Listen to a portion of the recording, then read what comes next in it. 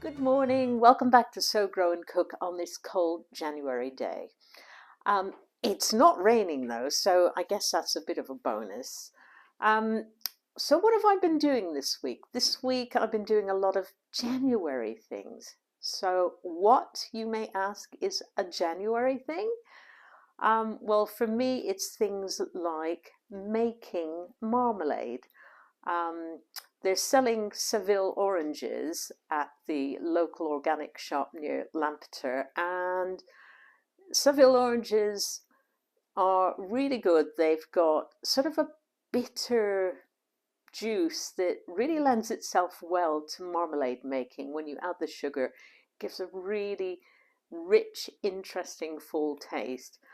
And it's also full of a lot of seeds and some of that white membrane on the inside of the skin, which when you scoop it out and put it in a cloth bag and boil it with the juice, it gives off quite a lot of natural pectin, which helps the setting process.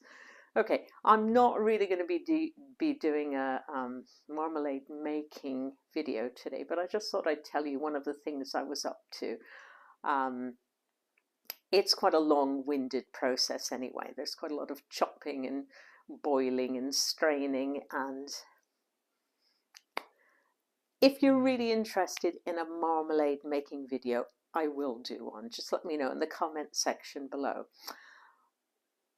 In addition to making marmalade as one of my January activities, we also went into Carmarthen to do a few jobs, like go to the bank and do a little bit of shopping. And I decided to get my seed potatoes from town this year. In the past, I have normally bought them online from a really good company that sells a vast range of seed potatoes in all different kinds of quantities, sort of just 10 or a kilo or several kilos, up to those great big 25-kilogram sacks. And they're great, except that the price has gone up significantly, and I just couldn't justify paying that much for seed potatoes. So instead, I went to Wilkinson's, or Wilko's as it's well known as in the UK, which is kind of a garden, do-it-yourself, kind of small, inexpensive department store, for those of you not familiar with the Wilkinsons. So I got some from there, and I also went to a place called Charlie's, which is a much bigger, similar kind of shop. It's got kitchenware and gardening and DIY and paint and all sorts of things, but they have a really good garden section as well. And they had a slightly better selection of potatoes, and they were a lot less expensive than the ones that I could have ordered online. Now, I'm not telling you where to buy your seed potatoes. You go where you want to go and order them from where you want to order them. But I'll show you the sorts that I got. So last year, I think I must have grown about 15 kilos of potatoes, which at the end of the day was probably too much for just Bob and I, even though we're storing quite a lot for over the winter. And some of the potatoes, the main crop ones in particular, got scab.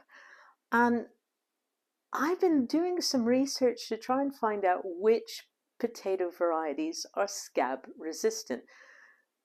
It seems to be that the earlier ones are less likely to get things like blight and scab than the later maturing main crop varieties. But the reasons for scab seem quite varied.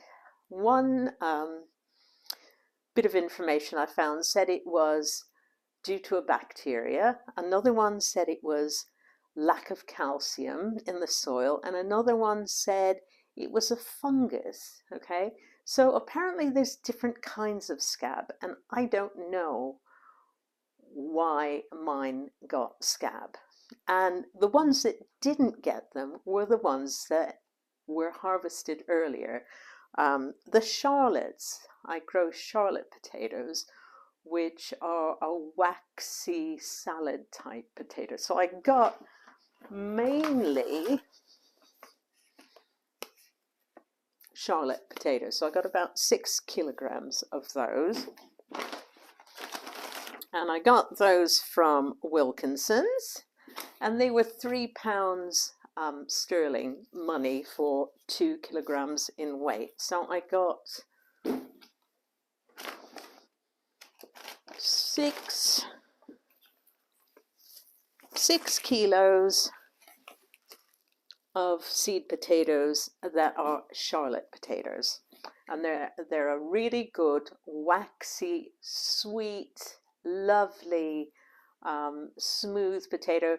They make really good mashed potato. They make nice chips, and you can bake them as well. But they're a good salad potato, and they don't store badly either. Now, some of these are going to go into the polytunnel once they've chitted. So I'm going to wait for sprouts to come up. I'm going to lay these on a tray and put them in a sunny bedroom, spare bedroom upstairs, because it's a little bit too chilly to put them in the greenhouse. We're getting weird weather at the moment, frosts and mild weather, and it's just so variable. So I'm going to put them in a cool, sunny bedroom on a tray so that they get plenty of light and they can start sprouting. And then I might plant some of these early in the polytunnel, but with protection, because obviously if they get frosted in February, March time, which they're very likely to do, we get, plenty of cold weather until April, May time. I don't want them to get a setback. If frost damages potato leaves, it's not the end of the world, but it does set them back a bit, and it takes several weeks for them to kind of recover and keep going. So your potatoes will end up being later. And if you're trying to plant them early to get earlier potatoes, it's best to kind of try and prevent that if possible.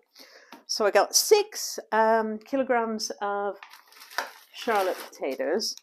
And at Charlie's, I bought some Sarpomera, which is a very blight-resistant main crop potato. Okay, they're sort of a reddish coloured skin, I think. I seem to recall. And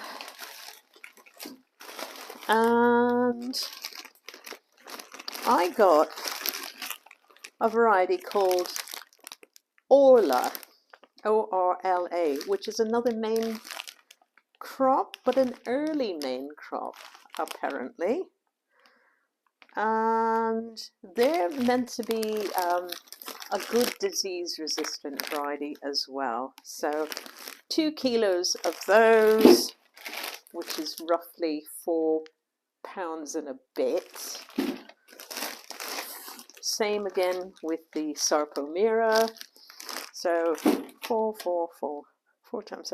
So about roughly 25 pounds weight of seed potatoes, which is going to be more than enough for Bob and me for our sort of use throughout the year. So we'll see how those go.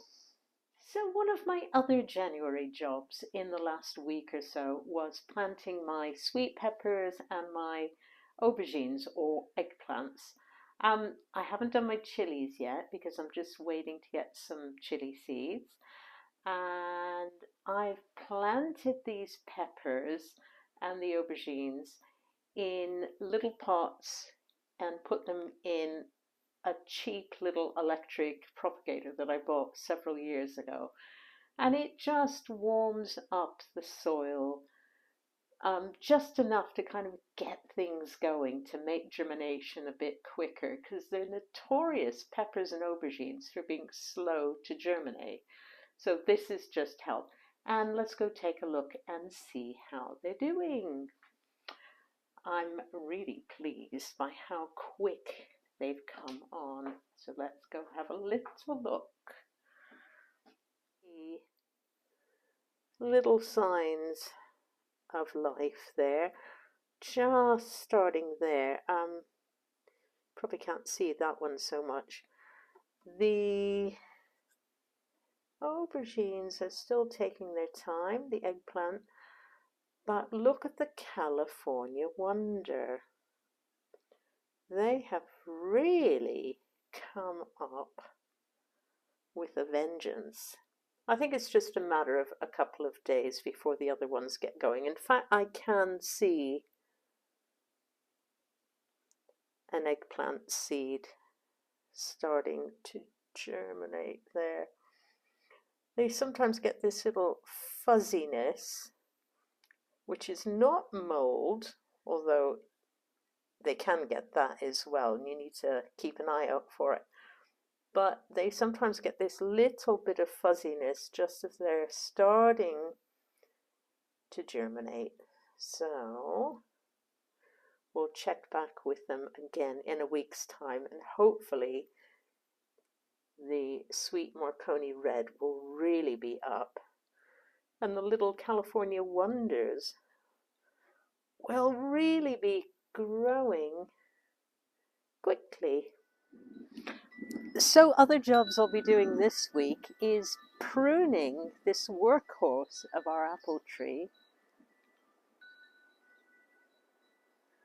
There's quite a lot of branches that are crisscrossing and a bit surplus to requirement. We need to get this opened out a little bit so that the air can circulate around the branches and the fruit and the branches are not overcrowded. I'll be doing a little video on that, so look out for it, possibly next week. We still have quite a few apples stored away from that apple tree. I've dehydrated loads. We've eaten quite a load, and I've made some lovely desserts like tart tatin, which is with puff pastry and apples in a sort of buttery caramel sauce. It was delicious. These are good, firm eating apples. Oh, and the goats have been enjoying them as well. So in my next video, next week, I'll be pruning some autumn fruiting raspberries and the black currant bushes. So I'll have a really quick tutorial on that, as well as trimming that big apple tree in our back garden.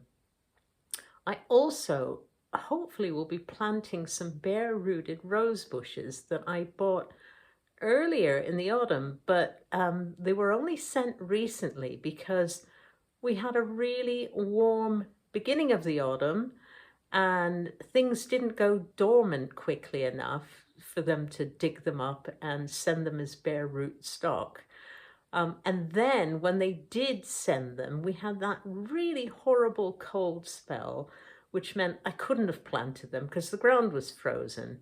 So they're sitting in a bucket of water currently, and I've just been waiting for a dry enough day where I can go outside and prepare a place for them to go into. So we'll have a look at that in next week's video as well.